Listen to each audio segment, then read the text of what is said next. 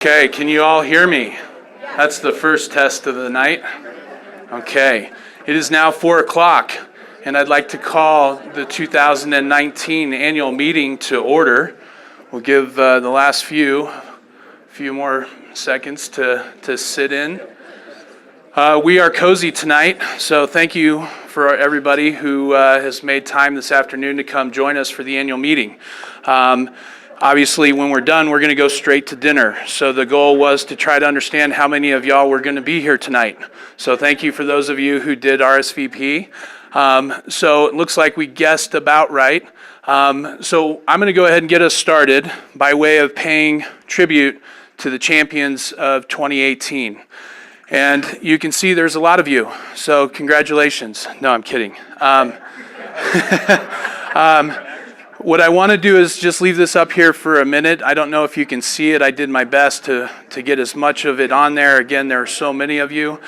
But the importance of this, and I will call through the names real quick, the important thing is to, first and foremost, again, congratulate you for your great play, but also to let you know that tonight you'll have the first dibs to the buffet, because all of you getting up at once to go to the buffet could be problematic. So we figured that not only did you win something during the actual event, but tonight you're going to get first dibs at dinner. Okay?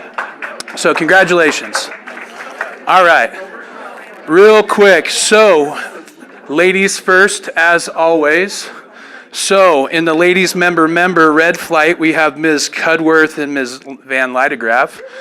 We in the net division, and thank you for that. Let's hold the applause though real quick, because one thing I will preface is that our goal is to be here for no more than 90 minutes, and we got a lot to cover. So we're going to try to fly through this a little bit quick if we can. So on the net division, Ms. Hardesty and Ms. Sullivan.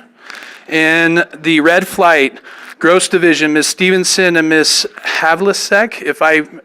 Havlicek. If I happen to mispronounce your name, I apologize. And then in the combo flight, we have Ms. Clark and Ms. Albers. On the net side, Ms. Boyd and Ms. Brander. Ladies Cup, or Captain's Cup, Lori Elliott. Ladies member guest in the skiers division, gross was Aldrich, Kozlowski, Cudworth, and Atencio. Is that Christy Atencio, by the way? Yes. Awesome. Net would be Ms. Ford, Ms. Hall, Ms. Sullivan, and Ms. Prom. In the borders division, we have in the gross flight, Ms. Pescatelli, Ms. Crowell, and Ms. Quigley, and Ms. Pater. On the net side, Ms. Capdeville, Clark, and Hahn. And then we'll go into the snowmobilers. And again, I apologize for rushing through this. It is no disrespect to your efforts on the golf course. Snowmobilers, again, gross division, Stevenson, McNulty, Havlicek, and Lucas.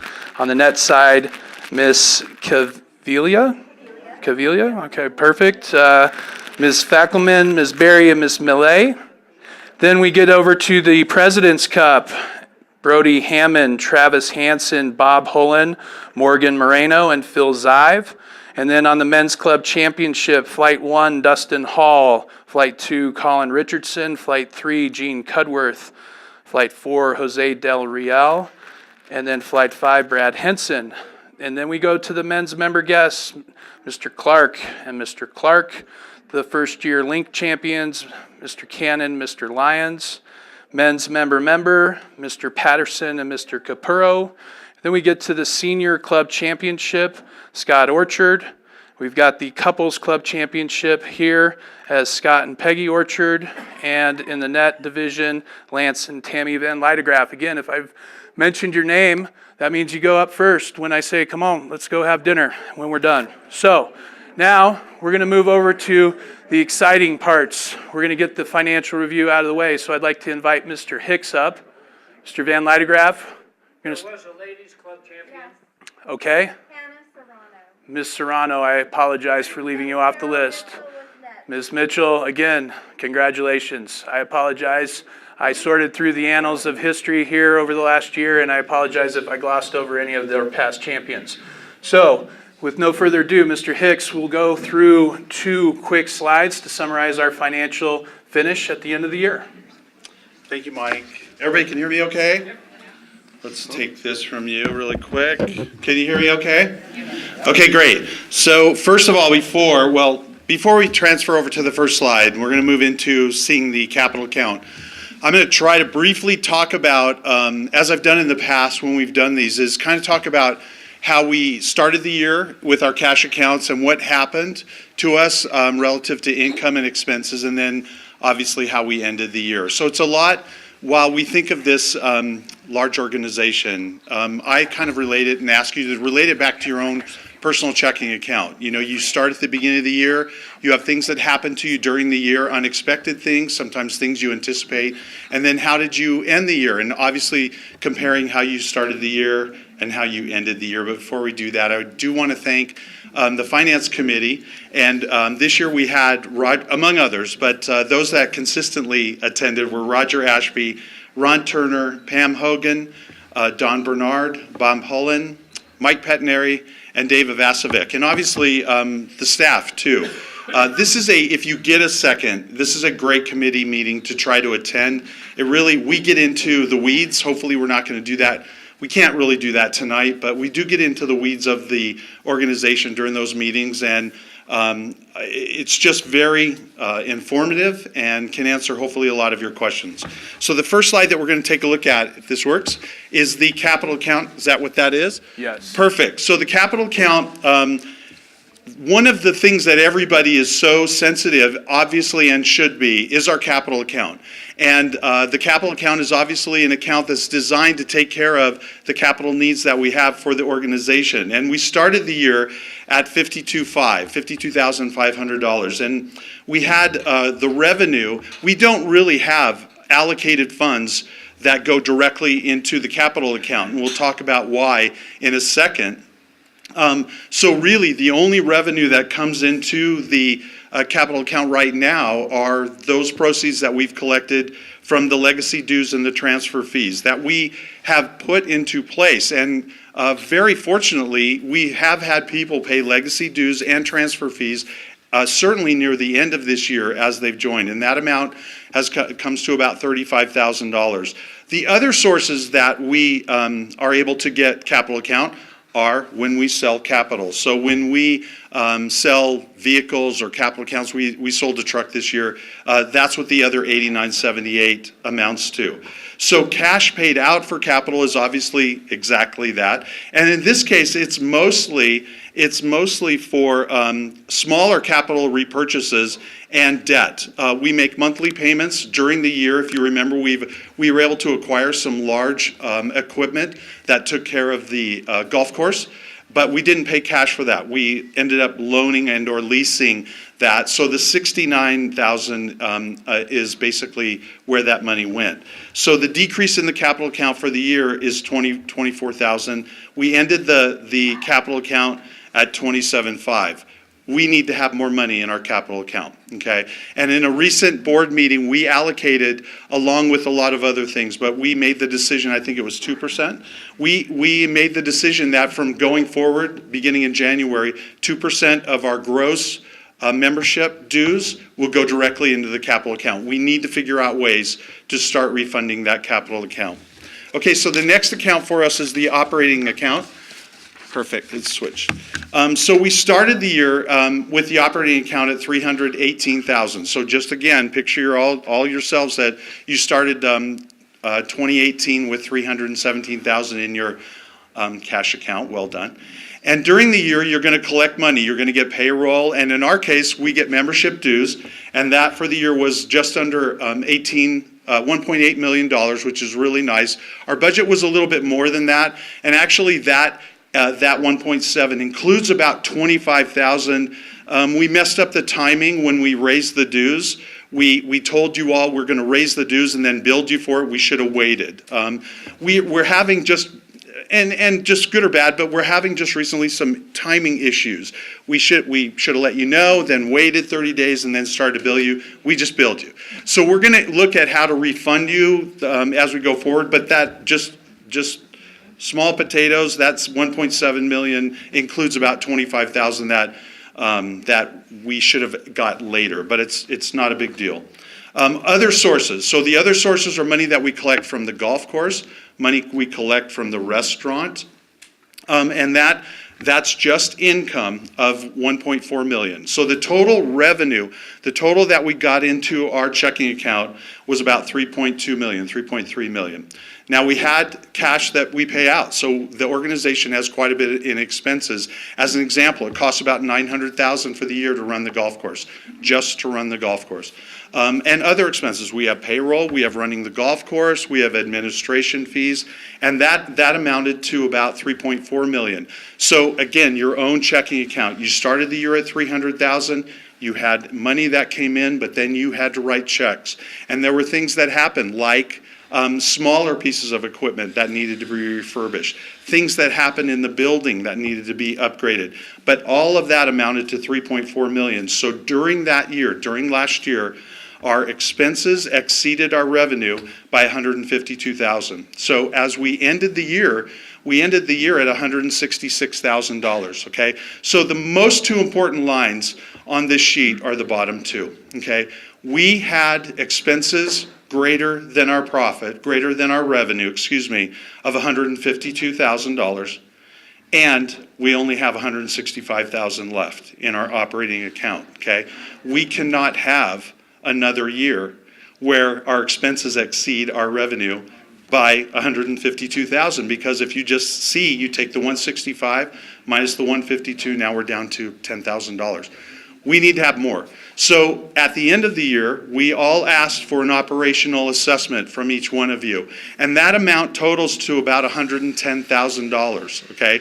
So in January, we're gonna see that bottom line go up 110,000. And ideally, that's how we're moving forward. And remember, that's why we asked for this increase in your dues, because this organization needs about 3.4 million to operate. So the added dues that we've asked you for offset, hopefully, the need for another $400,000 assessment, okay?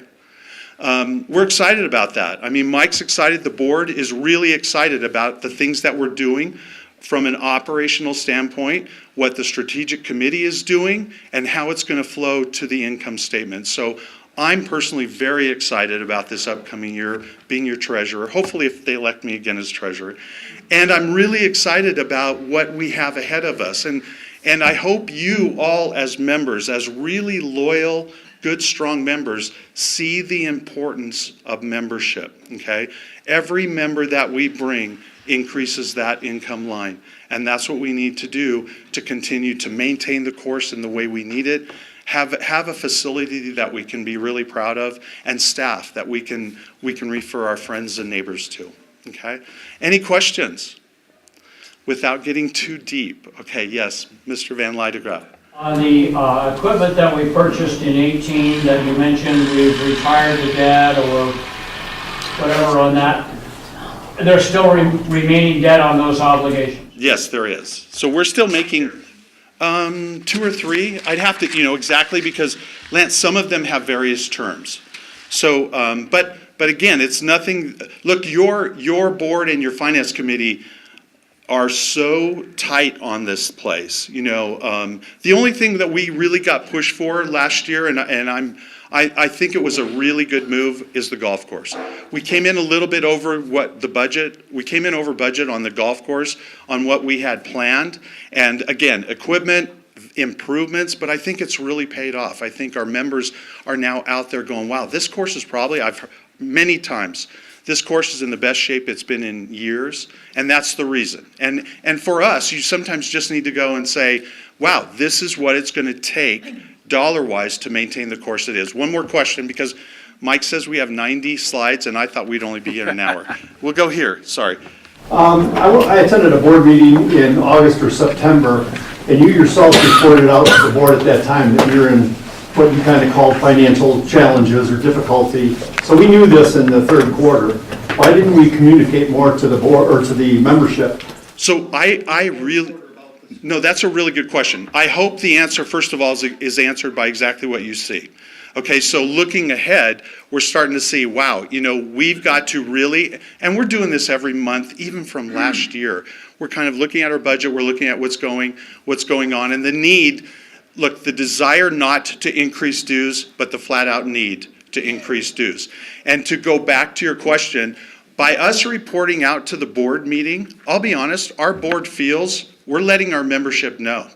We're letting our membership know at those board meetings that these issues are ahead of us. These challenges are ahead of us.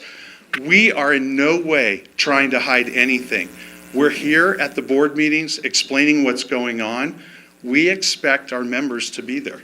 We expect the membership to be there to hear what's going on. So if your question goes, okay, well, you talked about it at the board meeting, we really want you to go out and tell the membership, you know, we try to do it through the pitches and putts, we try to do it through the emails, but the board meetings, the finance committees, all of the committees are really the best sources. But we did talk about trying to be better, perhaps, in the pitches and putts to explain the financial situation. We are on our way to success here. We are on our way to turning this organization. It's a great organization. We're doing very well, but we're on this precipice to just really shine. And I'm excited. And I think we'll do that. We'll start to share more and more information on the in the pitches and putts. We've done this in the past. No one ever read them, but we'll do that. We'll figure out better ways to relay the message. Great question. One more. I said one more right back here. Really loud, please. Hey, Mike, you said that you're going to start funding the capital account by 2%? 2%, if I heard you right, we're going to start 2% in January. Correct. Which is great. We should all applaud ourselves for that. And, okay, that's really weak, but that's okay. It's going to be based off of membership dues and revenue, or is that 2% to be funded from transfer fees? It's 2%, Jim, it's Jim, isn't it? Jim, you're in the shade. Jim, 2% from gross membership dues.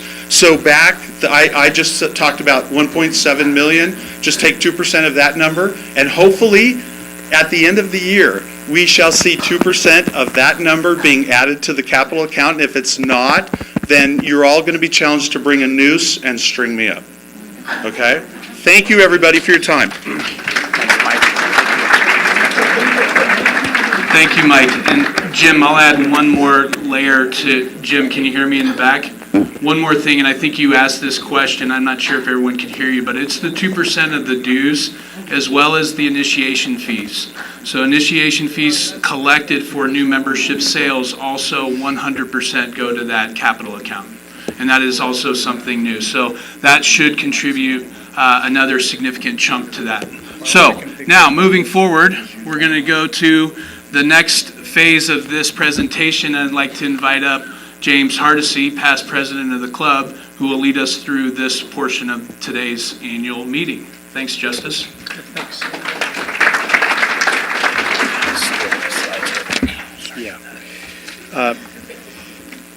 Okay, so before I get into this information, I just wanted to add a follow-up to Mike Hicks' statement.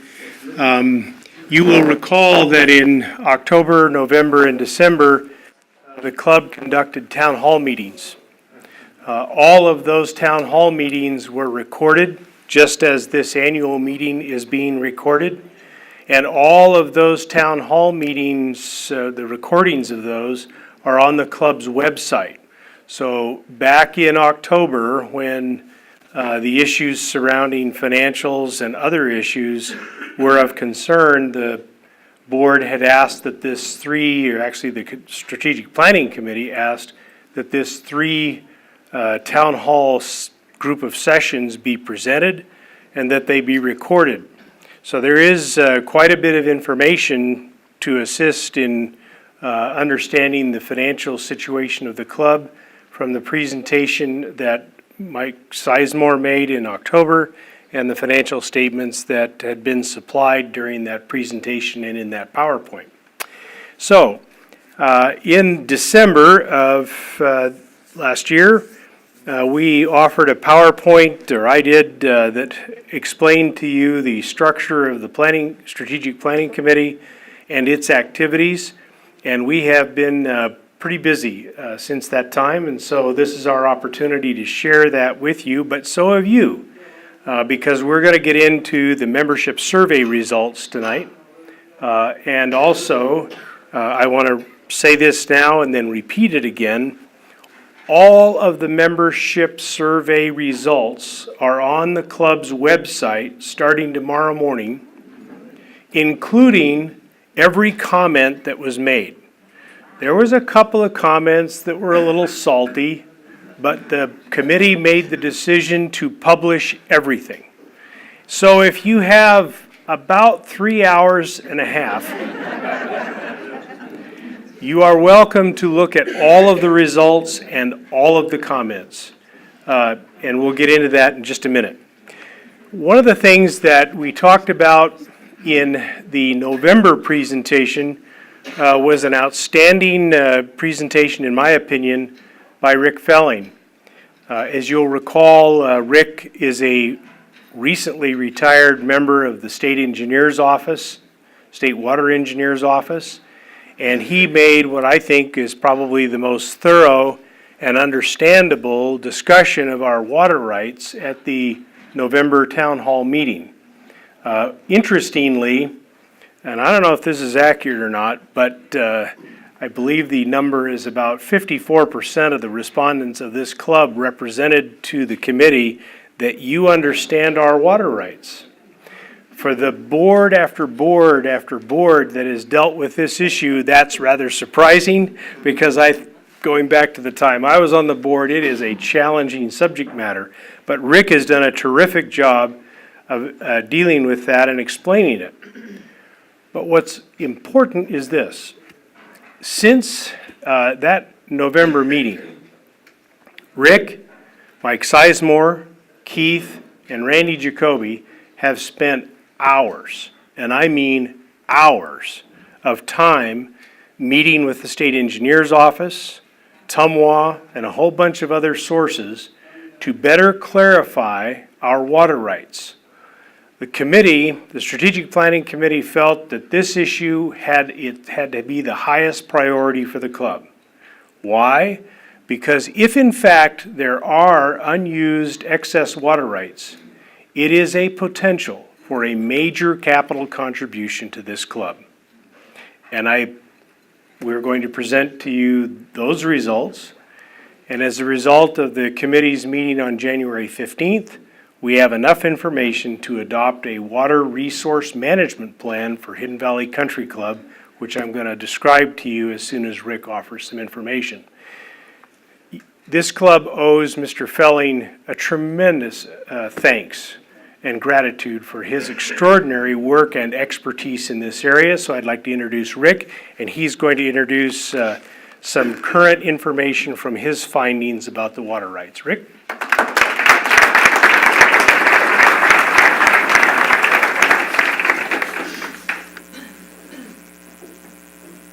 Thank you, Justice. So I'd like to go through and look at a little bit of our water rights, kind of an abstract. You know, this is a table that I prepared and presented in the town hall meeting, and I know that you can't read it, but what it is it's a nice summary of all of the club's water rights in order of when the club acquired these water rights.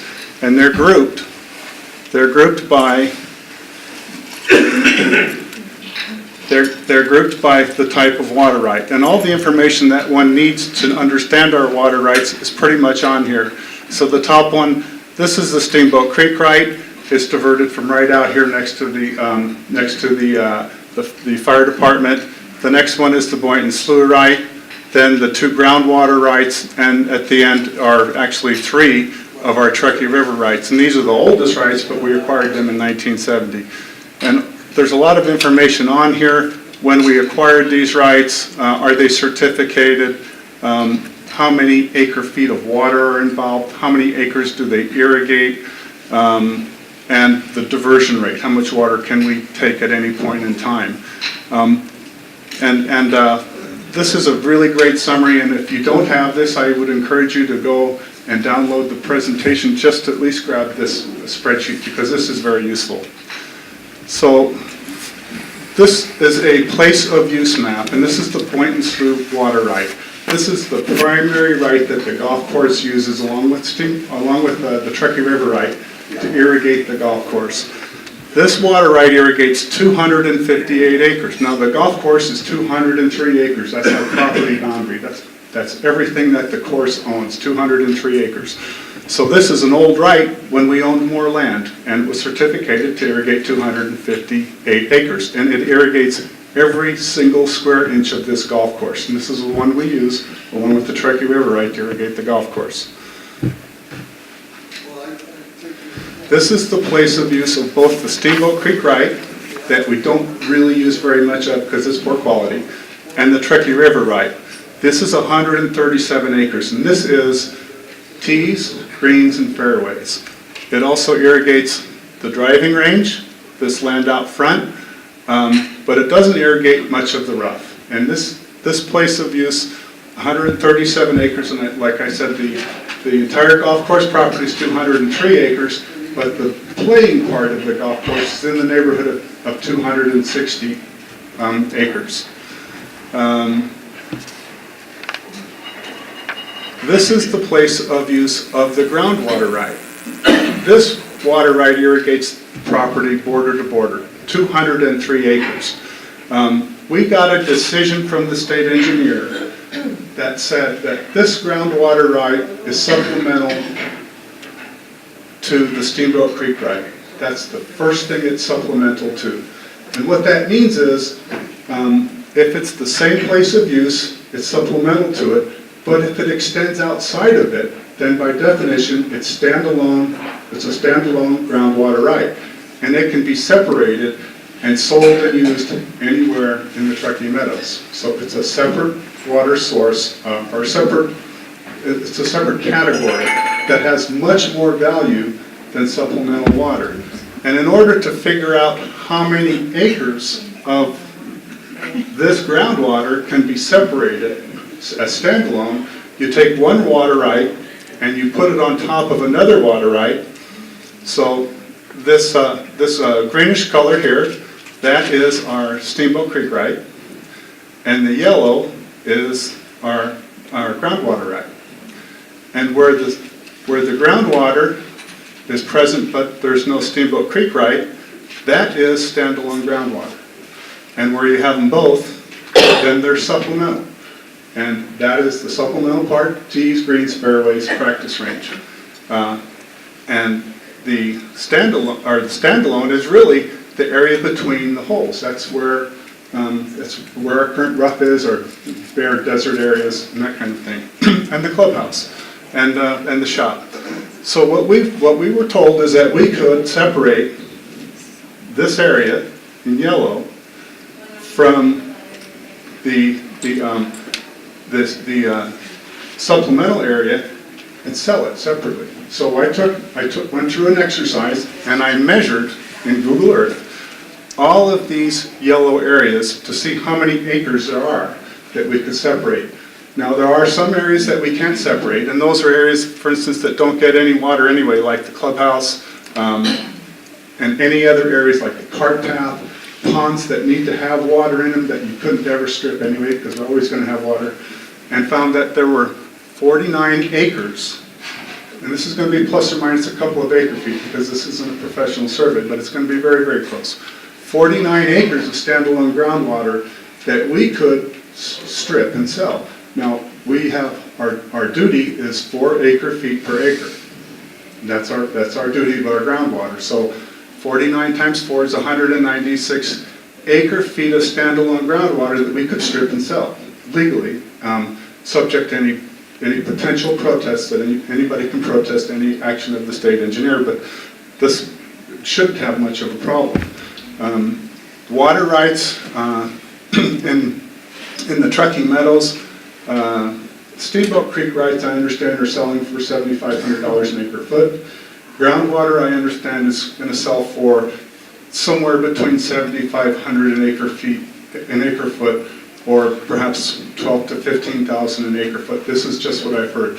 But you still need to find a buyer for this water. You need to go out and find a buyer.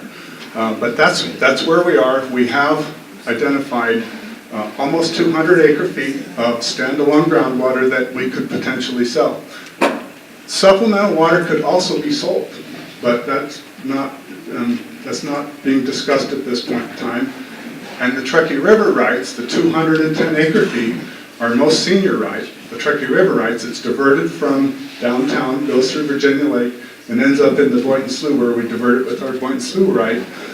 That also is not currently being discussed for sale. We're just looking at the groundwater that currently has a place of use irrigating mostly rough areas that we're talking about potentially selling. And so that's in a nutshell, that's the summary of our water rights and what we potentially have to sell at this time.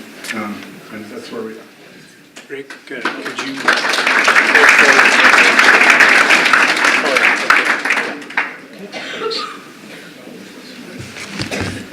Okay. So on the basis of Rick's research, yes, ma'am. Sir, may I Rick? ask, Rick Whitmore. Rick, a question? Of course. Do any of our water rights have an expiration date?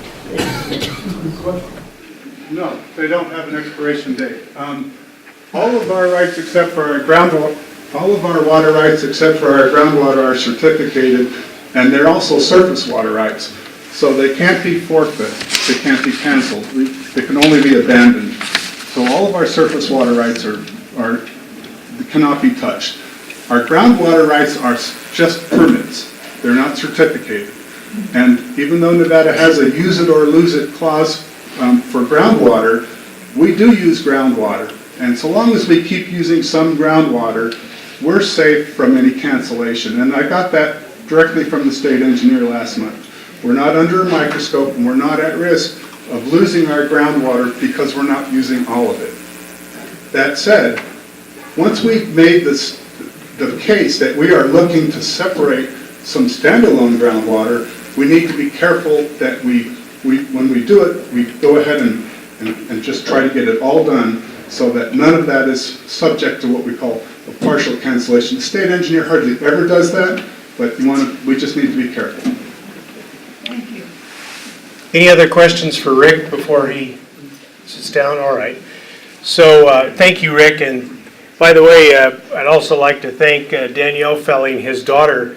She had a CAD program, and some of these squiggly lines, she was very helpful in putting together the maps. So with this information, the Strategic Planning Committee debated this pretty extensively, and we have formulated what we've recommended and will be included in the first segment of the strategic plan, our water rights plan. And the water rights plan consists of 4 parts. First of all, this plan's been unanimously adopted by the committee.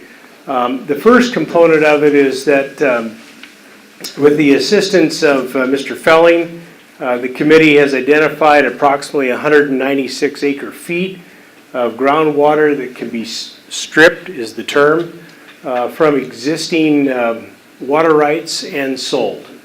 And so what we have recommended, and if any of you are doing the quick math from what Rick was talking about, you're talking about a range of somewhere between 750 on the low to maybe 1,000,003 or 4 on the high.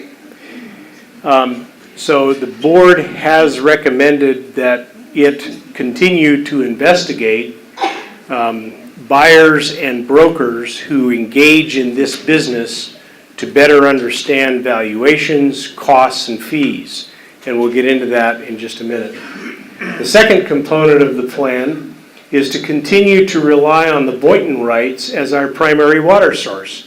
It is our primary water source. No one will touch it. It is adequate.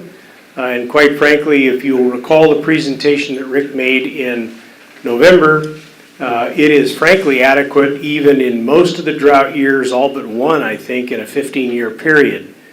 So we are in really good shape water-wise from that standpoint and from that right. But we recognize the importance of developing a drought protection plan. And the committee has settled on 2 approaches. The first is we've had preliminary negotiations with Tumwa to look at utilizing effluent water.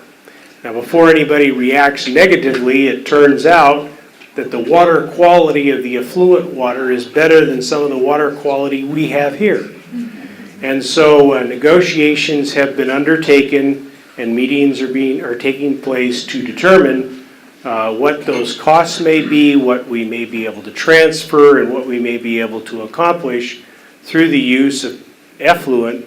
Its availability is to protect us in drought years, and if you'll also recall from Mr. Fellane's presentation in November, actually during drought years, the accessibility to effluent goes up, not down. So we actually end up with a better and bigger water source during a severe drought year than we have currently. The next component as an alternative is to rely on our existing water supply. However, there are some concerns about that. It affects, there are water quality issues, so we're going to have to develop a plan to deal with water quality. As well, the committee recognizes that to the extent that you go to an effluent source, you have to make some serious irrigation changes to the irrigation equipment so that it can accommodate that kind of water if you use it. All of that is still part of the study and the work and the research that's taking place. Finally, the committee urged the board of directors to continue negotiations with appropriate governing bodies to develop a potential effluent source and continue the study of abrasives on our irrigation system to accommodate effluent as a water supply. And then there's one other piece of this, to look at what additional steps we need to take to assure the best water quality we can from our existing well supply. So either effluent or well supply is drought protection, and it is more than adequate. Finally, I want to talk about the Truckee River water rights. You may recall that Rick had reported to us in November that we have a very healthy set of Truckee River rights, some of the best water rights around, 200 plus, as I recall, acre feet. It runs through the Virginia Lake and eventually meanders down the Boynton Slough, and it actually does get onto our course or can come onto it. But what is important for planning purposes is that we have a lot of land out here that is potentially developable or not. And that water right would provide the basis for the development of that land. So the committee made the decision to recommend that the Truckee River water rights not be sold, be retained, and be considered as part of any land development effort that would be necessary or would be used. So that's the water plan that the committee has spent time researching on. That's been voted on by the committee and it's been presented to the board. On January 17th, the board of directors accepted our recommendation and authorized HVCC management to proceed with a proposal to require broker buyers to pay all costs and fees associated with the sale of the groundwater rights under number 1 above, and available from the stripping exercise that we talked about. This, all of it, is still subject to board approval and member approval, but it doesn't make any sense to present to you only a piece of the package. It must be a full and complete package. And so having the input from 3 or 4 or 5 different potential buyers or brokers will give us an assessment of where we are. But the approach here is to have them pay all costs, fees, and application obligations and engineering obligations with the state engineer. So the club is not involved in that process. We get a check at the end when she's done. So that's the plan that we're working on. Are there any questions about the plan? Okay, so let me turn to another component of our presentation, and that is oops, there it is. Let's see, there we go. So in order to understand where we're going, we kind of have to have a real good picture of who we are, at least from a demographic standpoint. And I have been asking as chair of the committee that we develop our demographics for the club. So Randy, who's done an extraordinary amount of research on a bunch of subjects, undertook this task, and it's been enormous. I want to thank he and Jennifer for all the work that they've done here. You will see from the graphs that this is a pretty detailed demographic of the club, its members, ages, locations, and proximity, both golfer and non-golfer, to this club. So Randy, if you would, please.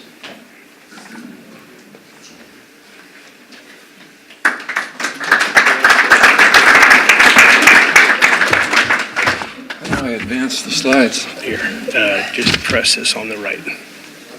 Great, thank you. Yep. Thanks, everyone. Probably the most important thing is that I retired at the end of December, and I've had a little bit more time on my hands, and so it was either follow my wife's, orders to paint the bedroom, or I said, God, I can't do that, honey. I got to find the distance from the club to everyone's house.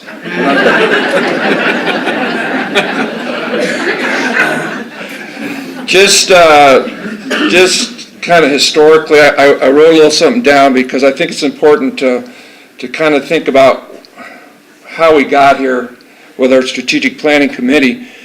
This is my third go-around on the board, and I can honestly tell you that for every term, we had always talked about trying to develop a strategic plan, and it never happened. So most in-house, do-it-yourself attempts at developing a formal strategic plan for a private country club, they failed to see the light of day. For that reason, when the board agreed to proceed with the development of a strategic plan, me and all my wisdom, I initially was adamant that it would never get completed without the help of a professional consultant. After contacting the leading golf management consultants in the country and receiving their elegant proposal, I really, truly was fired up and believed that this was the way that we had to go. The fire went out quickly when I reached the page outlining the costs of the services. Strategic planning, $7,000 to $12,000 per session. Membership survey, $21,000 to $31,000. No, Judge, you're not getting that dough. Membership demographics, $15,000. I will be taking that money. Market membership analysis, $25,000. And if you were to wrap it all together, it was a measly $60,000. So I said, oh, well, we're back to the drawing board, and read all about the do-it-yourself strategic planning for private clubs, and that now became our focus. I learned that one of the major weaknesses of paying for a formal consultant was that the members of your club don't get emotionally involved in the development of the plan. They just expect the consultant to do the dirty work. Also, a lot of the work can be boilerplated information taken from other clubs' experiences. So ultimately, we decided to go with the do-it-yourself, which is the DIY plan, modeled, believing that developing a simple plan written by our members would have a better chance of success. And honestly, the club was not in a financial position to be able to shell out the thousands of dollars. By putting our time and hearts into the project, we felt we would be investing in something much more precious than the fee we paid the expert. Our mantra, no one cares as much about our club as we do. As the experts have explained, and as we, a committee, have discovered, the secret to common sense strategic planning is learning to muddle along and keep muddling along until you succeed. As we chug along, we continue to find new opportunities under every rock. We still have a lot of rocks to look under, and why we desperately need all your help. For any strategic plan to be developed and adopted, you need someone to champion the cause, a strong, focused, and dedicated leader. Judge Hardesty has been that champion. I would give him my hand.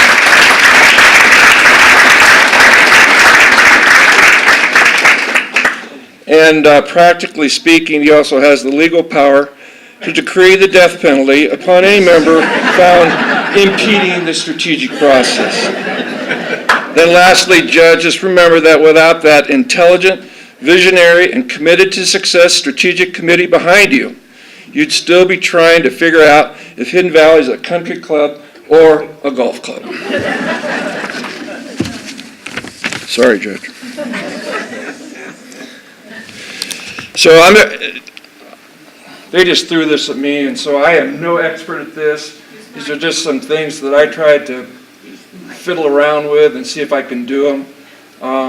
The one thing that I can tell you about these different... Oh, I'm sorry. The one thing I can tell you about this slide is just the different membership types, but the thing that's really critical is when you start, what Mike was talking about with all the finances and things, is that 80% of the revenue that comes into the club for operational expense comes from memberships. That's the key driver of everything that we can do at the club. So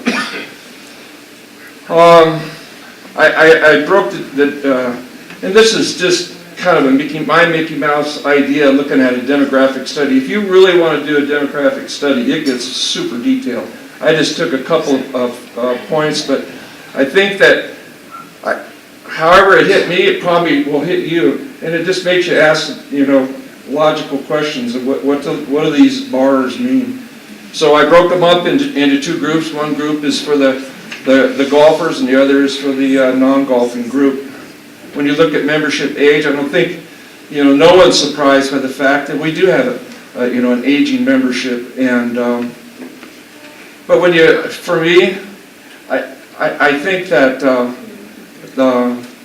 when I looked at the blip over on the left-hand side, and you see the newer, the newer members coming into the club, that is a positive. I mean, why is it concerning that we have an older, aging membership? And I'm over here now in one of the bars, so I can say that. It's that we've got about 40 plus that are 80 plus, and we have to be planning ahead. How loyal are our members? You can see that we have a large number of new members that have been joining the club, but we also have a significant number of people that have been here. There's at least half a dozen people that have been here for 50 years or more, which is, I thought, if you want to talk about loyalty, I mean, we have tremendous loyalty at Hidden Valley Country Club. But the key that you have to think about is that, look, what good is it if you get 100 members join, and then they are gone after 2 or 3 years? So it's really important for us to see what the new members' expectations are. Were they oriented to the club? Are we taking care of their needs? Do they stay for a year or two and then leave? So it's really important. This is the one that why the bedroom didn't get painted. Jennifer told me to take the zip codes and do it that way. I would have been done in about a half an hour, but it just wasn't sensitive enough. I wanted to know how many people lived within a mile of the club. And so I basically took 394 of us and plugged our addresses into Google and got the distance within 1/10 of a mile. I'm trying to outdo you, but I know you didn't do the work. Your daughter did. So I think that we all know that there's a fairly large group of us that live pretty close to the campus. And then as you get into that 7.5 mile group, I think that that's looking more over towards Lake Ridge and around that vicinity out in just some of the Sparks areas. But I think the thing that really hit me was we have a lot of people that drive a heck of a lot more than 7.5 miles. 7.5 mile is your point where the majority of your members are going to be. I think we have 90% of our members live within 10 miles. We have 10+% that live outside that. Some live in Carson City, some live in the lake, some travel from Fallon. So I was amazed. So when you do the same thing and just look at golfing age and what we would think is our social, I always thought of it as the pool group, but that's not true. I mean, we have 60% of those numbers fall in people that are 65 years of age or older, and it got me to think, who composes that group? Are those previous proprietary members that can no longer play golf? Does that reflect spouses that passed away and other spouses want to remain in the club because they're emotionally attached to Hidden Valley? So maybe ask a question, what are we doing to take care of these people? The membership, it's interesting. They're spread out along the board, but there's a lot of new people come in, and where do they go? I mean, are they happy with the pool service that they get? Are they unhappy with the food and beverage opportunities at our club? I think that my suggestion for the judge is that this group should have their own focus group. And they live close. They live fairly close to the club. I wrote down one other thing. And that the average country club age is 56. The prime private club joining years is between 36 and 45. And the current national trends show that 50% of the households are husband and wife. 1 in 4 are living single, with female population growing the fastest. Golf members definitely, I already told you that. That's enough. We need to move on.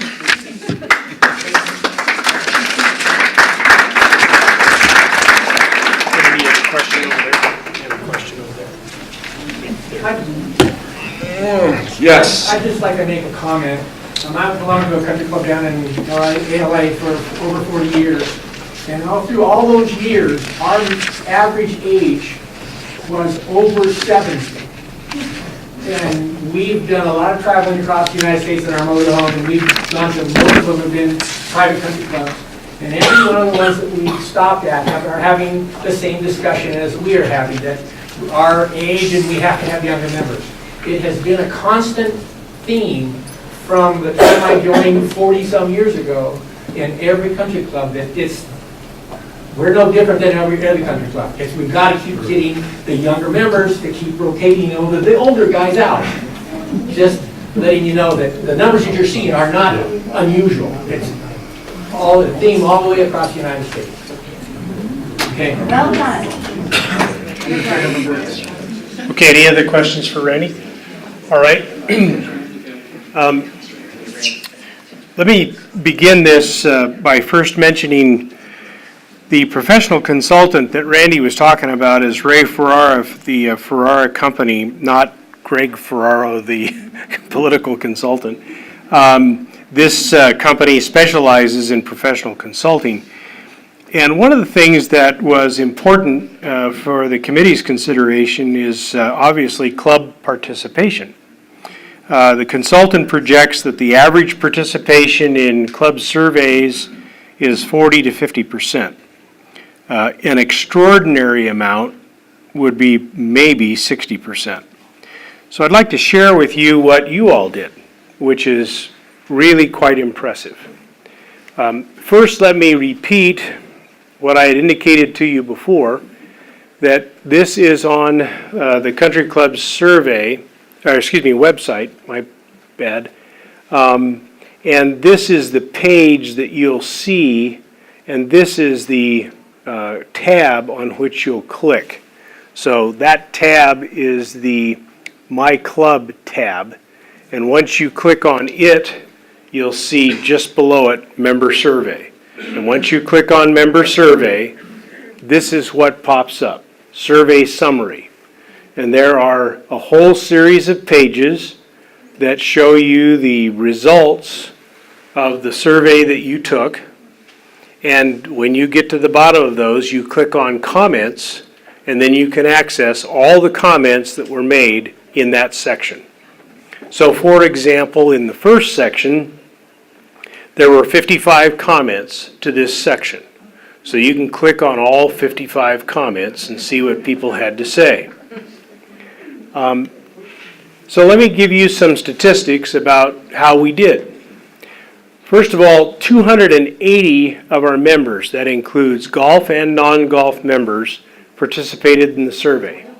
74% of those were men, 26% were women. 82%, this is the important figure, 82% of Hidden Valley Country Club's proprietary membership who participated in the survey responded to the survey. Congratulations to all of you. Now that number is important because I've spoken to a number of statisticians who tell me that some of the results and takeaways that we got from you provide pretty clear guidance about where this membership thinks we should go on certain issues. And some of those will be illustrated in our takeaways. 55% of our junior executives participated, responded to the survey, participated in the survey. 46% of our social members participated in the survey. So as you can see, these numbers vastly exceed what the professional consultant was hoping would be an outstanding result. 54% of the respondents have been a member of Hidden Valley Country Club for 10 years or less. 26% of the respondents have been a member of Hidden Valley for 21 years or greater. So you can see that there's substantial input in the survey from people who've been with the club under 10 years or less. 35% of our respondents played 20 or fewer rounds of golf in the past year. That is significant because it demonstrates the low participation in the tee times. And it also offers the committee a number of other points of interest where we are studying. 40% of respondents, though, played 41 or more rounds of golf in the past year. We didn't have a separate category for Randy. 71 of our respondents eat breakfast or lunch less than 5 times per month. As you know, a big issue here is food and beverage. So what's happening with our food and beverage? But then check this number out. 99% of the respondents to this survey eat dinner at the club less than 5 times per month. And I submit, as some of the comments showed, that if we had gone to 0 and then 1 to 5, probably that number would have been close to 95% 0. So that tells the committee and should tell the general manager and the board that dinner as a priority here is not very high. 73% of the respondents consider financial condition of the club to be extremely important. What I thought was interesting with this response was why the other 27% didn't think that that wouldn't be important. This, I think, is critical for the board to understand, for the general manager to understand, and for our committee to understand. 30% of the respondents are satisfied or extremely satisfied with the communication from the board of directors. 70% are not. And that percentage is only 23% as it pertains to communications from the board-appointed committees. So clearly 77% of this membership is not satisfied with the communication about committee work, and 70% isn't satisfied with the communications from the board about their decisions and activities. 88% of respondents feel outside golf events on Mondays are worthwhile. That is important because, you know, we've had this Monday debate going on for years. I think that's a pretty clear indication of what the members' tolerance will be. 60% oppose golf events on club days, Tuesday through Sunday. That's also important. 89% of respondents support outside catering if additional revenues help offset costs. This issue is a big discussion on our committee as to how we develop the accounting systems necessary to deal with that subject and make recommendations for the plan to demonstrate this. 96% of respondents feel HVCC must maintain sufficient capital reserves. 96%. 93% of respondents feel Hidden Valley needs a consistent contribution of revenue to its capital account.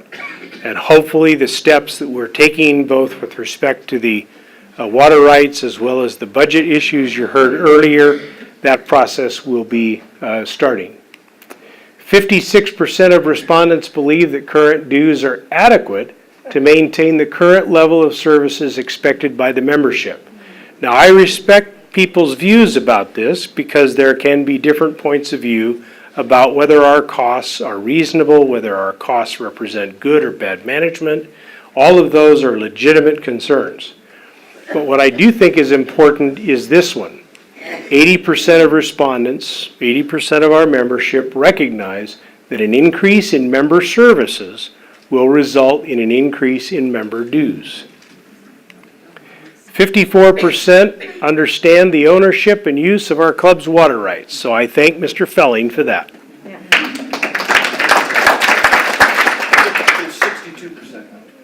62% now, okay, after tonight. But this one is the one that I think is critical going into the focus groups and eventually a potential plan. 87% of you have already indicated your support for the investigation and sale, I probably should have said potential sale, of unused, unneeded water rights. So that is encouraging information for the committee and for the board to have if a comprehensive, well-thought-out plan is presented to you. One reasonably might expect support and voting for it. 68% of the investigation and sale of Hidden Valley Country, 68% support the investigation and sale of Hidden Valley's land not needed for golf operations. And as you know, we've looked at this, and there's zoning issues, and there's CC&Rs, and no, there aren't CC&Rs. All of this is part of what the committee is studying currently, and we think there's good reason to do so, especially with the reservation of the Truckee River water rights attached to the property for development purposes. 84% of you are proud to be a member of Hidden Valley Country Club.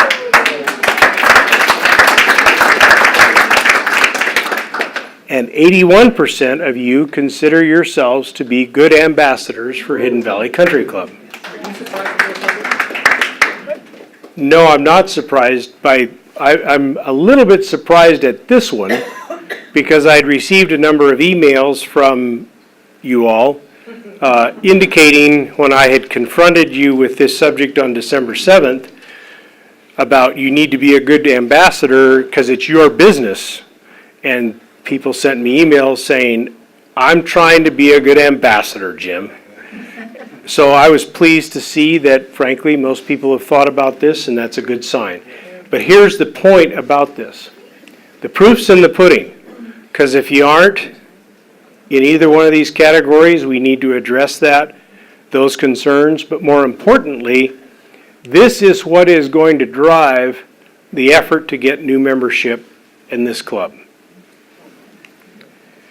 So, we had 50 comments in the first section, up to 227 comments in the fourth section. So as I said before, if you have a paltry 3.5 hours, I turn you loose. I will say this. I found it, as I noted, there's a couple of salty observations or so forth. But setting those aside, what I found intriguing is there are a lot of great suggestions from the members of this club. Really good information that I think will not only help guide the committee in its work and identify issues that we may not have thought about. But there's also some terrific suggestions in there for the general manager and the board to take a look at, and the staff to take a look at in terms of how they approach certain questions and issues. They're very detailed. One comment, I think, went for probably 45 or 50 lines. There were some consistent themes. There are more than what I put up here. What I want to give you an example is some of the consistent themes that I gleaned from the comments. First and foremost, the golf course and practice area conditions are very important. 53% of respondents characterized Hidden Valley Country Club as a golf club. 34% characterized Hidden Valley as a country club. Our facilities are dated. A men's golf club with events for members to meet and play golf with other men members was a big concern and a recurring theme. Handicap control. Members refused to participate in events because of handicap violations. And we heard repeatedly in there that our tee time process lottery was a joke. The town hall meetings have been excellent for the understanding of the club's condition and challenges. That needs to continue. I can tell you already that the board has decided to hold quarterly town halls throughout this year. Is that right?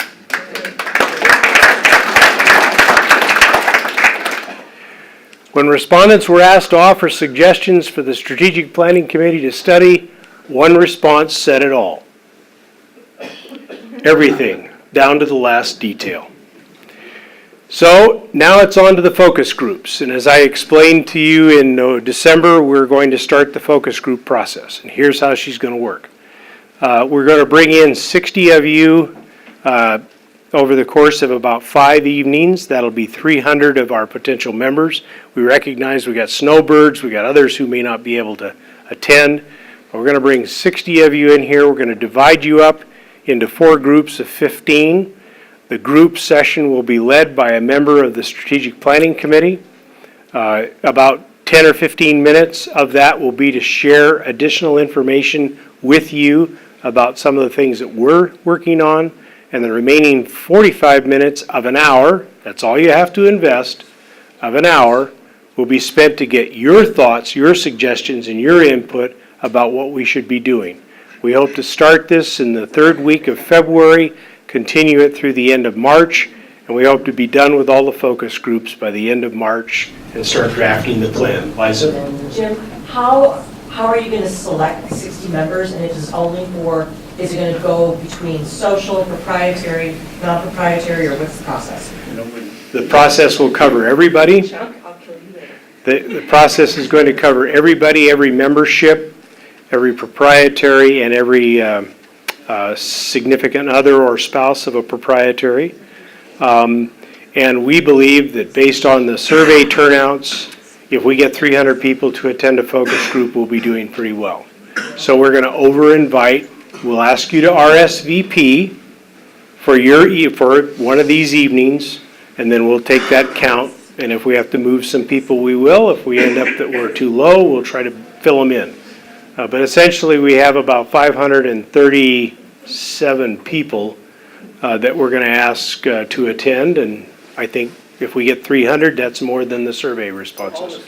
So to clarify, all the social members are all going to be bunched together? Or No. They're all going to be intertwined with all? No, the goal is to not only, if you show up with Vicki, you will not be in the same focus group. And if a social member shows up, and Liza and Bill, if you show up, you will not be in the same focus group.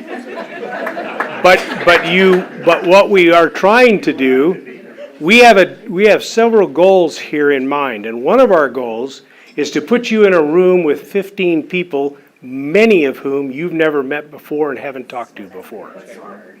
So the intent is to try to introduce our membership to each other and then talk about this club, and that's the goal. And it'll be challenging to organize, but that's what we're trying to accomplish. Yes? Yep. The question was, pardon me? The question was?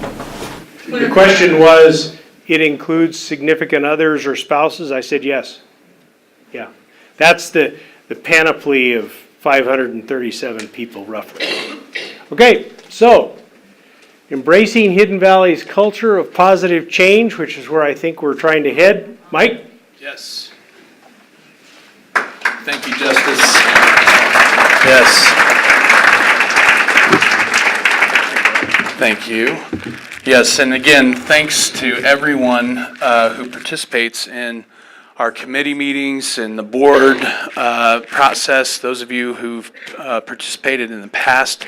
There's a lot going on, and a lot of it is based on all of the things that have been going on for a long time, as you've heard. So as we go forward, I get to end tonight's meeting with all the exciting stuff. So most importantly, we're going to talk about the culture. And really, you'll see in here that I'm going to start with kind of the messaging that I've been giving the staff about our culture of change.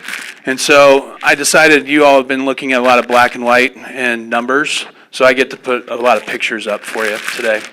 And so this guy here, Peter Drucker, is a guy that I kept seeing in all these various educational programs I've gone through, and always had some really cool, smart things to say. And I thought this one was pretty interesting, which is the greatest danger in times of turbulence isn't the turbulence itself, right? It's acting with dated logic or yesterday's principles. And so I think as we go forward, we need to intentionally change almost everything we do.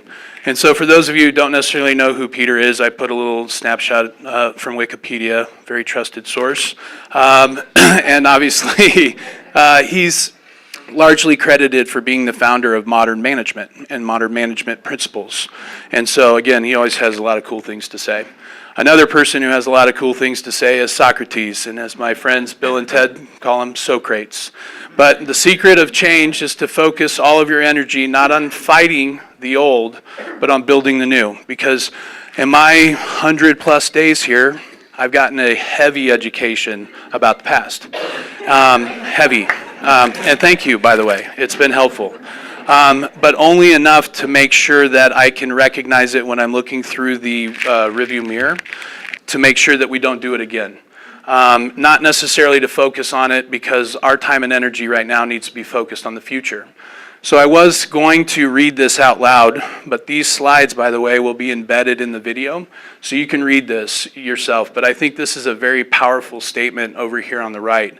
And the thing in particular I'd focus on is this section down here on the bottom, which really kind of summarizes that it does not matter from what Peter would say is very KPI-driven platform of management principles to show transparency and also business practices that you can trust. But at the end, it starts with culture. And it's about inspiring you all to get involved with the process, which has been a reoccurring theme in tonight's discussion. So, change is happening, right? So for those of you who've seen what's going on in the lobby, right? Sometimes it's happening faster than we can communicate. And so how do you see it, right? And this applies to our staff as well as you all as members.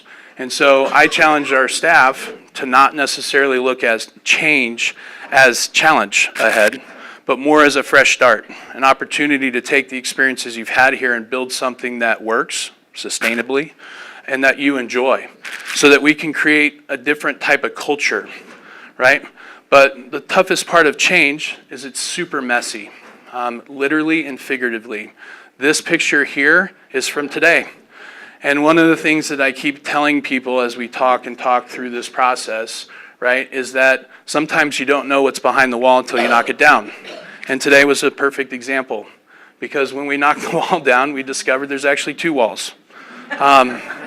Which is interesting, right, where we're trying to cut a door, right? But and the message to the staff is it's how you react to the challenge, right? Obviously, that doubled the work, right? We expected to cut through one wall, and we have two to cut through. I look at this, and spoiler alert, we're building an office, if that hasn't been told to you yet, and that office is going to be for the newly hired director of sales, which I'll talk about in a second. And so for me, the challenge is, again, do you look at it as a negative or a positive? I kind of said, well, gosh, there's going to be so much money rolling through that office when we're selling all these memberships. It's a good thing that the walls are reinforced. We're going to need to protect that money, okay? But the most important thing is this over here, right? Is success. Perceptually, we think success is this steady, gradual climb out of the base or out of the valley. And truthfully, that's what it looks like, right? It's this squiggly mess of back and forth, stumbles, and it's messy, right? And that's where that message is up there, right? Change is hard at the beginning. It's definitely messy in the middle, but at the end, it's worth it because the end product is gorgeous. And that's where we're heading, and hopefully you all feel that excitement. So this is some internal messaging that I give to our staff, right? And these are literally my notes. I write things down as I think of them, and on little tabs of paper from some shanty little places like Augusta and Pinehurst and things that I've traveled to. But I write them on those papers because I want it to inspire the staff. Hopefully they see the logo and they get excited about it. But these are actual things that I read. And so I'm going to get a little closer so I can read it out loud. On the left, this message right here and that particular note came the day after I knew that we were getting ready to raise your dues. And my message that day was it's the first day of our new journey, because it was really easy to stand in front of you all and say, well, we don't have any money and we're cutting our way to prosperity. That's why we don't have staff to serve you. But we can't say that anymore, right? We're asking you to contribute more. So in order for us to be successful, you can see my note here, is that we have to be accountable to each other. That's really important, is for the team to understand that when we leave our leadership meetings, which we have every Wednesday at 1 o'clock, that when we agree to do things, we get them done, because we let the entire team down if we don't. And that's our agreement and commitment to each other. But we are also very accountable to you. And so when we say we're going to get things done, we need to get them done. Right? You can see my highlighted deal there, is that you deserve that. That's the message to the member or to the internal staff, is that you deserve every ounce of our effort going forward, right? And that please don't get offended by the intensity of the review process, right? And don't be offended by the criticism. It's not intentional. I don't mean to offend you if I say that doesn't work and we need to fix it. It just means it doesn't work, we need to fix it. So we can spend time emoting about it, or we can fix it and move on. So we've been talking through this, right? You must own your role, right? And hold your respective team members to a higher standard, right? I invited them to challenge everything, right? Including if they're in the right role. Because part of this process is to make sure that our team is put in the right place so that they can best serve you in a very natural way. Our goal is to build a team that you see here for a very, very long time, so they get to know you and they can truly service you each as individuals the way you truly want to be serviced, right? Total deconstruction of everything we do is the only way to fix this, right? And so I've done this a lot for the last 20 years. That's why this beard is so gray. For the record, I'm 43 and it should not be this gray. But I refuse to use Just for Men. I'm going to wear my war stripes proudly. But the only way to fix this is to break every single thing down. Randy mentioned turning over every stone. And as we deconstruct, we learn, right? Today we learned that we have 2 walls on that side of the building. Right? Now, some people could have climbed up there and noticed that, but I didn't know that. I went to see the wall and wonder why in the world it wasn't finished after I heard all the noise this morning, and only to discover a second wall. Perfect. So what are we going to do, right? Well, we must be GSD agents, period, right? And that's getting stuff done, by the way, for those of you who might use a different acronym for GSD. But occasionally when it's intense, it might be the other one, right? But we need to do it to a point that everyone understands that that's standard, right? So that you will start to understand what our standards are. We're not there yet. We're still in that messy middle right now, and we'll get there. The team is responding beautifully right now. We also talked about and got up, and those tables up there in the mixed grill, by the way, are pretty heavy if you've ever had to move them. And so I asked everybody to grab a corner, and I started with just me and said, okay, I'm going to move this by myself. It's heavy. Need some help. Get up, right? So we all said, okay, 1, 2, 3, go, and that table's pretty light. And so the point is that if everyone does it with equal effort, we should see steady, sustainable climb out of the position we're in, right? But the key is the staff has to get it. And the reason they have to get it is that if they do it right, we're going to create a culture that's very enviable. And that culture is, this is right here, right? This is a brainstorm session. And you can see over here at the top, I want to work there, brag, right? That's the coolest thing that we could achieve here, is that every person here proudly tells every person that they talk to away from Hidden Valley that they work here, because they're proud, they're excited, and they want to brag about it, right? But in order to create this culture, these are the things that we have to make sure are in place. And it starts with the bookends, right? And it's this little icon here of DNA of change, right? And over here on the left, it says, if you're not helping to make, what's that say? Make it right, then stop complaining about it being wrong, right? So, real quick, I don't mean necessarily to steer that at y'all, but these messages, by the way, can go both internal and external, okay? And the point of that is that at the end of the day, I've challenged the staff to please turn over every rock, right? It said deconstruct everything, to bring the problems to me. But if you simply bring me problems and you don't bring suggested solutions, then I'm going to send you packing. Because, again, if I am the only one to move the table, first of all, it's going to take a long time and I'm going to be worn out. But I want our staff to really be solution-focused or solution-based, right? So that they can understand on the other side of this equation is what comes out of this process, right? And that's, we need to earn your respect by being consistent with our performance, right? And I know that you appreciate our honesty, or at least mine, because I've talked to a lot of you for a long time over the last 100 or so days. And I also know that trust is gained, right? I have kids, and I tell them this all the time when I coach them up. And the real point is, at the end of the day, and you do this, and so thank you for being so thankful to our staff, but they appreciate your loyalty, right? And they want to return that right back to you. So internally right now, we are rebuilding our culture, and that culture is predicated on these core messages that I'm sharing with you. And this here, which you can't read, and again, if I had a little more time, I'd go through it because I think this slide's pretty cool, but the DNA of change is pretty interesting, and you can kind of see what those core areas are of inspiration, clarity, visual alignment, right? Co-creation, action, transparency, harmony, and what's the last one? Resilience, right? Again, a very reoccurring message to you as the members of this club as we go through the DNA of the change of this club that we're going to go through. All of those themes reside as well, right? We can't do it without the clarity, without the co-creation, without your involvement. And again, that's the message to the staff, is that this will be a symbiotic relationship as we go forward. And you all are going to be just as fired up as they are about being here. And that too will help everybody be more excited about coming in this parking lot every day. So I wanted to get into top priorities, right? I'm just talking about the staff, is staff retention. You've seen a lot of staff come and go. And I can tell you, based on my first presentation when I went through the financials, I drilled in specifically to some of the ebbs and flows in food and beverage and the impact that can have on our business or your business here at the club. If you have the right person selling catering, for instance, and we saw that with Carla, for instance, if you remember Carla. She came to visit me today as I sent up the smoke signals over the last week, and we're in transition. Carla, come on, we need your help. She came in, so I got to meet her today. But she worked for us twice, and both times she worked for us, the financial statements show the eras in which she was here. Because the year she was hired, the year preceding, we had well over 30-40% increase in sales. And then the years she left, all of a sudden, there it goes the other direction, and then she got hired again, and then went back up, and then she left, and then went back down.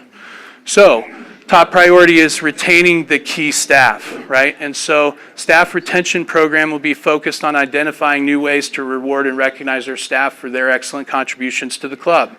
The first one we're going to come out of the gate is an employee of the quarter. It's revolutionary. I'm sure you've never heard of it before, but we're going to have one here. And that program will be developed as we go. One of the messages here is we are working as we go. We are work in process right now. So you can see Right now, the core components of the program are that we are going to have a nomination process. That nomination process will be sent out to you at the beginning of March. We'll ask for your nominees for the Employee of the Quarter. We as management will also put up individuals who you may not see on a daily basis. Our hardworking maintenance crew, the folks in the kitchen who deserve to also be recognized because they're back of the house. And then we'll figure out a way in this process to determine who's the winner, and that winner is going to be recognized as the Employee of the Quarter and be given a parking spot right up there on Champions Row. And so for those of you who've seen the single pole sticking up, that is for our Employee of the Quarter to be right next to the rest of you proud champions. So thank you for that. Thank you. The goal of that process is then we'll end up with 4 Employees of the Quarter, who then will be considered for the Employee of the Year. The Employee of the Year, we've decided and talked about it internally a little bit, and we decided that the goal would be to try to award that person that just before Christmas in the form of cash. And everybody likes cash, especially right before Christmas, especially our hardworking staff. So we're going to work through and figure out exactly what that means. But we also wanted to make sure that you saw here the very last bullet before I transition over is that, staffing evaluations are ongoing right now. Again, I mentioned earlier, I challenged the staff to make sure they felt right about the position they're in. And the key to that is that we're starting to make moves and we're starting to make changes to our team. We don't have time to necessarily wait, right? We've talked about that at the very beginning with Mr. Hicks's report on the financials of the club. Right? So I have a few exciting announcements to make. Bill Joplin. If you know Bill, he's one of the hardest working individuals I know. And I've been very, very excited to work with him. Thank you for that recognition. But we needed to start with somebody parking in that spot before April 1st. And Bill, who's over there right now working on that wall or cutting that second wall out, I went ahead and appointed Bill as the Employee of the Quarter for the end of last year. The work he did for me in my first 90 or so days on property was exceptional. I also have been very impressed with Philip. Those of you, yes. So, and please give him a pat on the back tonight. We recently promoted him away from his previous title, and we'll fix this on the website going forward. I didn't change it yet because I wanted to make that announcement tonight. But we've promoted him not to just be the food and beverage supervisor, but he's now going to be focused on being our service manager. And as we start to onboard staff into the spring, he'll start to migrate away from his bar duties, and he'll start to really oversee the experience you have in food and beverage. And our primary focus out of the gate is on speed of service. And that's the position I want him focused on. And I think you'll notice that as we get better at the speed of service, the food will taste better as well. The other thing I'd like to announce tonight is that office we're making is for the Director of Sales for Hidden Valley Country Club. That position has been hired. The gentleman we've hired is Mike Escuchin. If those of you who've been in this area, you have gotten to know Mike, you may very well call him Scooch or have heard of him be referred to as Scooch. I put his quick snapshot here from LinkedIn to give you a little perspective on his background. He and I started working together in 1998 at Red Hawk. He was the last remaining soul from Western Golf, which was the original management firm that started that development project. It was there for a very short period of time. Mike was so good that the owner there decided to keep him on board. He and I worked together for roughly 7+ years. In that time, we built the private club while we were there, including the golf course. We started the membership program, and we sold a lot of memberships while we were there together. He left Red Hawk and went on to be the Director of Sales for Duncan Golf Management, where he was working until he gave them notice about his excitement to come join our team for the very long future. He and I, thank you. Yes, thank you. Mike is a 0 handicap, he'll tell you that, but don't kid him, or don't kid yourself. Keep your wallets in your pockets. He's an excellent player, but he just exudes culture, and he's going to have a profound impact on helping me change the culture here internally, but he's also going to have a profound impact on selling memberships here at this club. So, 2019 first quarter outlook. Right? These are the things that I'm currently focused on. It's not everything. There are some smaller detail items in here, but these are some of the hit list items. So first and foremost, the 2019 business plan is going to be based on logic driven from your member survey. You just finished that. That means we don't have a 2019 business plan yet. We have the shell of it. We have the deconstructed components of years past, and we're now in the process of starting to build this first draft, if you will, of the business plan. But what's really important is that you understand this is going to be a fluid process throughout this entire year. Because as we rebuild this, we are building it in a sense, and I'll use an example. Year over year, our financial statements have changed. Not every single year over year, but in some cases, almost every single year. And that's based on a recommendation to account for this one way versus another. And so the goal is to create a permanent set of financials that really allow us to understand and to truly maximize the business here year over year. Right now, Jennifer is a walking talking historical reference to all the ebbs and flows of decisions that have changed in the financials. And without her, I'd be lost, truthfully be lost. So again, this will be an ongoing process. It does not mean we're flying blind. It does not mean that we're spending recklessly. The goal is to sell, sell, sell. Selling and generating revenue will cure a lot of these issues that we have. Our sales have been abysmal in the past, period. I'm sorry to say it that way, and I don't mean to offend anyone. And so we need to generate sales. So one of again, we hired a sales director, but we also needed to change the point of entry for the first experience here at Hidden Valley. No disrespect to this side of the building, but there are times when you can walk into the side of the building and there's no one here to receive you. And so what you've seen in the other side of the building is a quick transformation and a very economically sound one. So far, it's only cost us Bill's time, the cost of the door, and the one wall that's going up. But we did that to change profoundly the sense of arrival here at the club. What's fascinating is that I got back from Florida late on Thursday night, came in here Friday morning, and again, testament to Bill and the team, they wanted to surprise me and get it all done. I didn't expect it. I was thoroughly surprised, and again, testament to how great this team is responding right now. But when I came in there, I thought, gosh, this looks even better than I thought, because I said, okay, we'll move the Patty Memorial over here, or all of her trophies over here, and then we'll cut the door out here. And what's interesting is the last 2 days as I've been working on this presentation, I get to listen to everything that goes on in the lobby, and the amount of people who went, wow, this is amazing. When did this show up? I actually had people stop now and look at the trophies. Incredible. I had a member ask me when we put the plaque on the wall next to the ladies' locker room. I don't know, that was years ago, I think. That was what I told them. I said, all I did was, I'm tall enough to reach up and grab the canisters. I just turned the lights on so you could see it. But the cool thing is that now we move the TV, we got a golf channel on, and we will move the table out, we'll put some furniture in there, and we'll make it a receiving area for you to use as well. And an additional place for you to sit, maybe while you're waiting for guests, but the point is that we'll have some energy on that side of the building. Okay, so over here, new menu reflecting an all-day menu, right? So another thing about being great sitting where I sit is that, so I landed on Thursday night, I'm in there Friday, and again, I listened to everything, and so I listened to punchline after punchline, and whoever said it, I'm not picking on you, you were absolutely right. And we're talking about how we listed our dining hours on the podium, right? And said dinner 4 to 5 p.m., and, right? Sounds pretty odd, right? But part of being stuck in old process said, well, we have limited hours because of the season, so we got to change our hours in dinner because the kitchen closes at 5. So we just changed the close date or close time back to 5 o'clock, 4 to 5. Makes sense, right? But I listened to it and I said, gosh, whoever's out there saying that is absolutely spot on, because that sounds ridiculous, actually, when I think about it. So the point is our menu is an all-day menu anyway. So if you've noticed, that's been changed, and now we're reflecting kitchen hours, because that's really what you need to know is when the kitchen's open, right? The new menu will be simplified.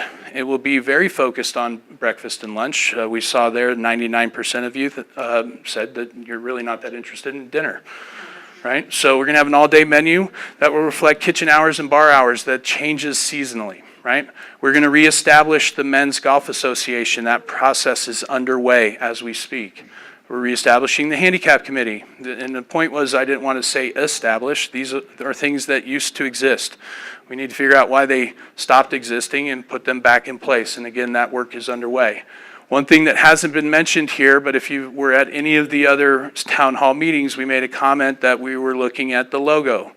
There are currently 6 logos displayed throughout the club.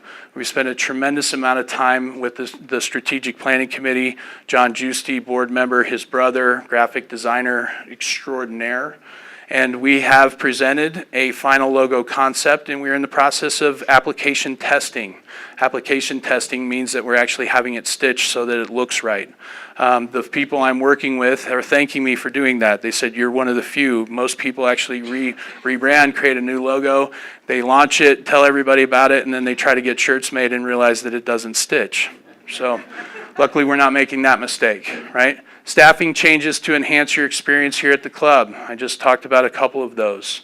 One particular position that is going to be the next major focus is going to speak to the communication comments that you all made in the survey.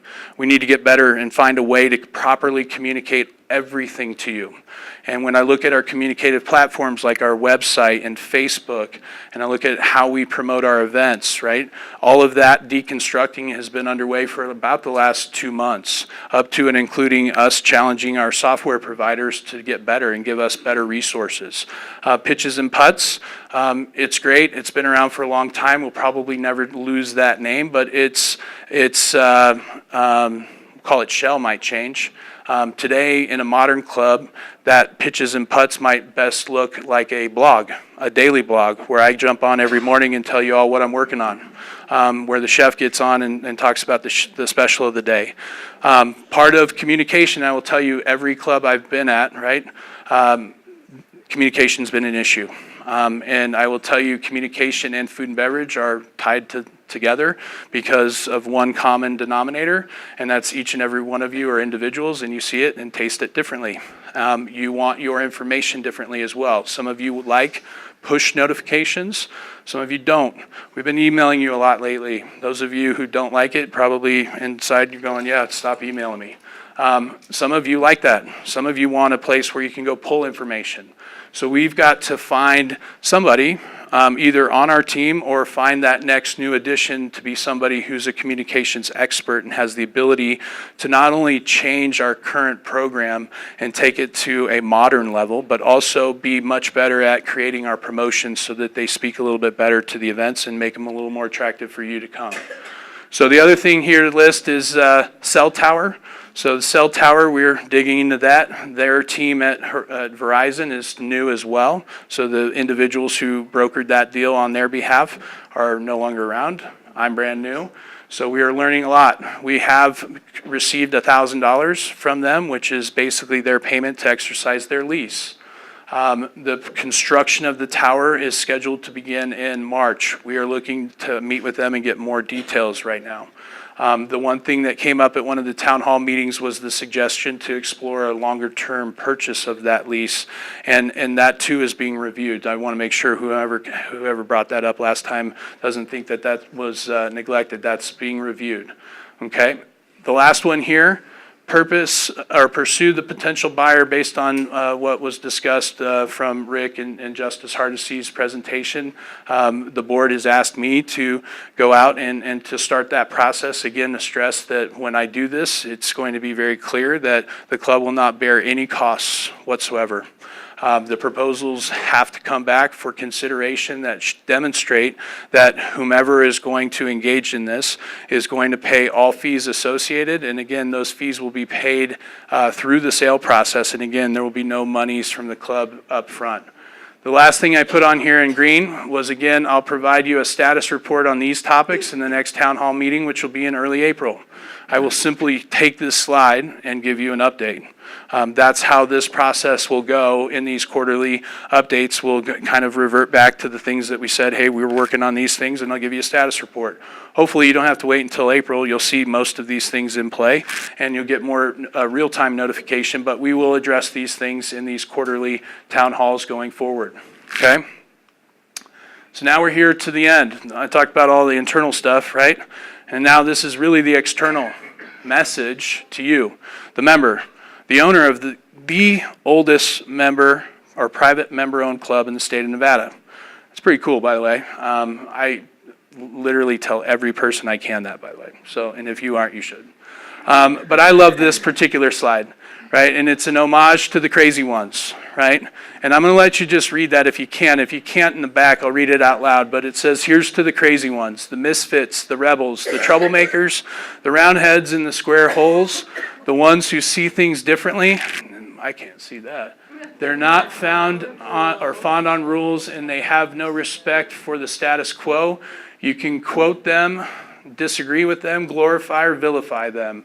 The only thing you can't do is ignore them because they change things. They push the human race forward, and while some may see them as the crazy ones, we see genius. Because the people who are crazy enough to think they can change the world are the ones who do, right? So what's interesting is, are you crazy enough? That's the real question, right? I know I am, right? So I'm inviting you to be crazy with me. I've shared this with those of you who've asked me. Every year I go to Orlando. I've been doing it for 20 years. I go to the PGA's annual merchandise show. It's the global expo for golf. 47,000 people in attendance, roughly 1.5 million square feet of exhibit hall. It's intense, right? It's a 12-hour day. It's go, go, go. And for me, as I've traveled the country and worked for a variety of different companies like the PGA of America, I've gotten exposed to a lot of cool people. And so every year I go back and I cross paths with these people and we talk about what we're doing. And this year I feel like I talked to about 300 people about Hidden Valley Country Club in a matter of 48 hours. And I promise you I'm not too far off. That may sound like a little bit of an embellishment, but it's not. And I started with, you won't believe it, but I'm now the general manager at the oldest private member-owned country club in the state of Nevada. Isn't that incredible? Unbelievable. And then I tell them about how I grew up here, and I won't bore you with that story. I've already told you that a bunch. But it's surreal, right? And the reason it's surreal is that you own a crown jewel, not just in the state of Nevada, but in the western U.S., William Bell designs are gaining more and more acclaim, and you've got one, right? Right, Randy?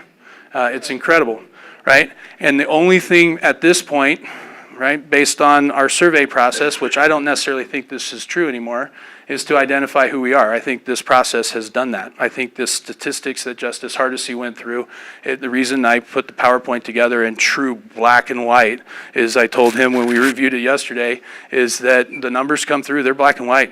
You can't argue with them, right? And the reality is that it's all culture. It's the culture of change. And really, it goes back to some of those messages I give the staff, right? Is that it doesn't matter what I give them. I can give them the true A to Z book, and I can say, I want you to do every single one of these 26 steps to completion, right? And I can promise you, even if they, out of, I don't know, fear or whatever, do all 26, it's not going to be as good as they will when they're invested in the process. They're in the culture of change. They're proud to be part of this. They tell their friends that it's too bad you don't work at Hidden Valley, because I do, right? And what sells memberships is Club Envy. Club Envy is something that I've spoken to, not just in front of the clubs that I've worked for, but occasionally the PGA would ask me from time to time, hey, why don't you come speak and talk to our students when I worked there in Florida. And I used to tell the students, right, the most important thing in a private club is for your membership to feel satisfied to the level that they'll tell their friends that they should come join them. And when you have that, then you truly have an engaged membership, that's true, but you also have a full membership because people want to go be a member at a club where their friends are, number one, but they want to hear that. They want to hear people say, you should be a member. You won't believe what's going on at my club, right?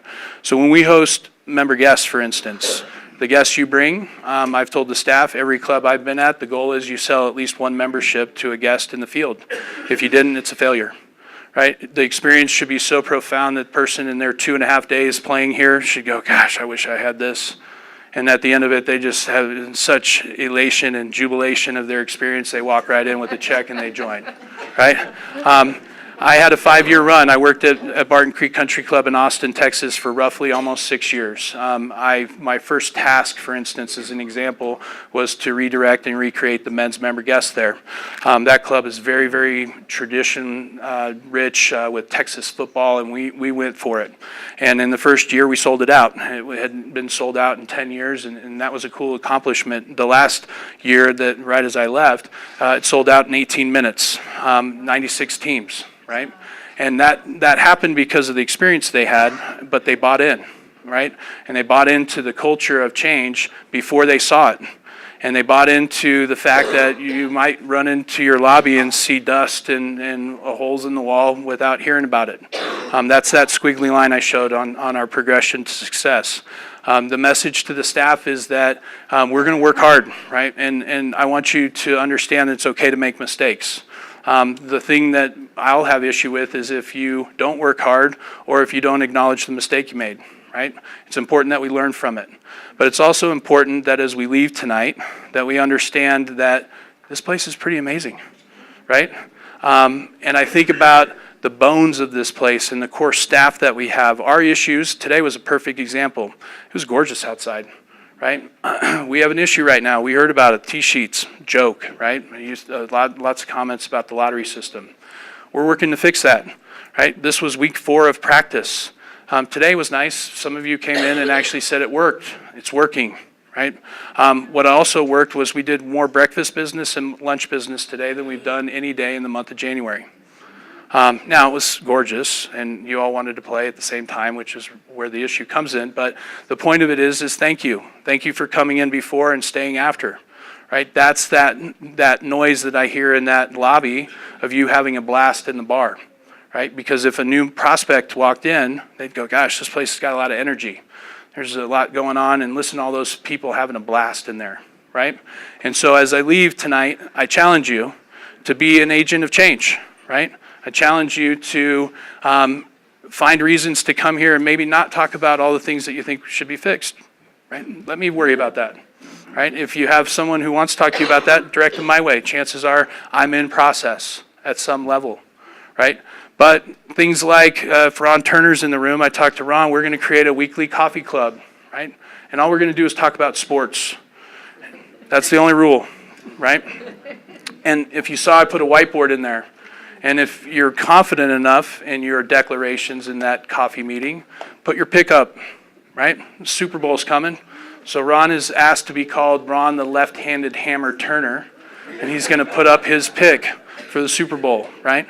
We're going to have fun, and we're going to find new ways to have fun and new ways to engage you as a staff, right? And we challenge you to find new ways to engage each other as members. But also to leave here and to find, if all of you just found one person to join this club, we'd have a real issue tomorrow. And that issue would be we sold out. And maybe we didn't yield these memberships that we had remaining to sell properly, right? So we're going to sell memberships, and we're going to sell a lot of them this year. I know that. I'm confident, right? And I'm being recorded, right? And if I'm wrong, it's on tape, right? You can pull it up next year and point to it. But the point is we're going to do it in a way that we hopefully protect ourselves from the surge in sales. I expect it to come. The number of phone calls I've gotten from people in this community wanting to clarify and confirm that I was able to hire Mike Escuchin for this role has been overwhelming. The number of phone calls he's had from people asking him if it was true and wanting to know what his first date was so they could come over here and talk to him about membership has been overwhelming, right? That is very cool. But again, that's only going to move the needle a little bit right out of the gate.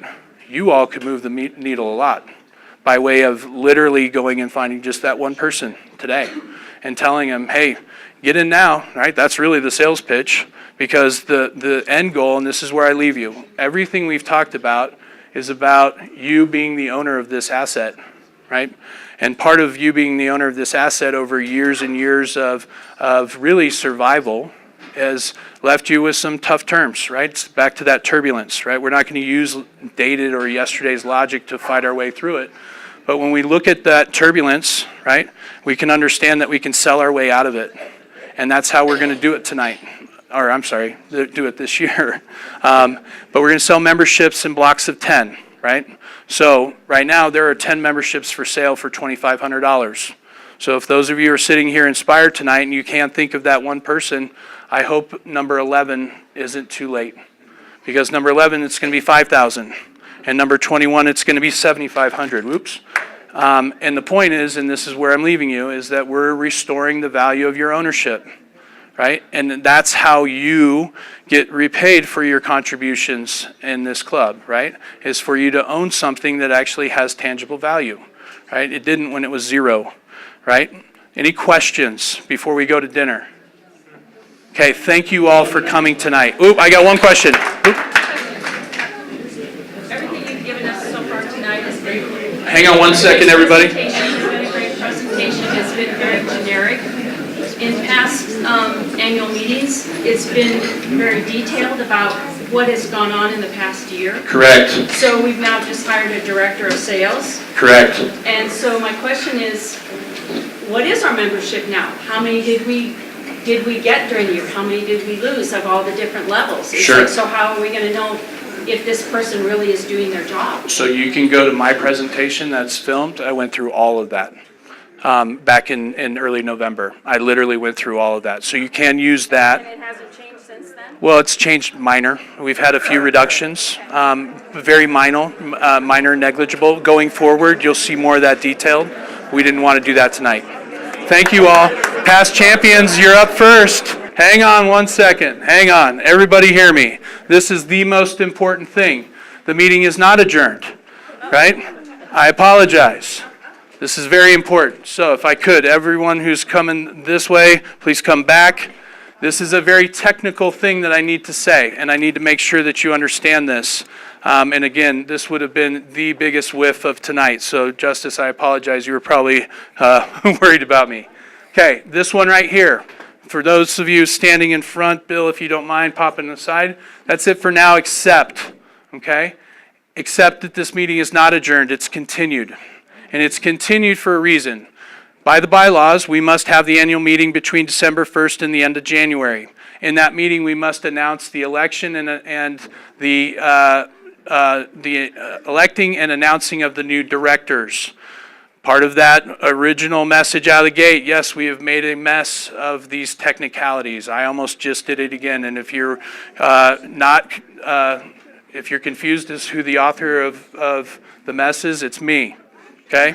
So right here, what's important is this meeting, it's going to be continued to February 21st. That satisfies the election requirements, which is the 30-day ballot process. So at 5:30, this meeting will be called back into motion. We will announce the election, or the electing and the results, which is the 3 individuals you saw on the ballot, at which point that will satisfy this annual meeting. We will adjourn the meeting officially, and then we will go into the that month's board meeting. So, again, we will send this out, just so everyone is clear. This meeting has not been adjourned. It's continued until February 21st, where we can officially announce the new directors. Now, we can go to dinner. Thank you.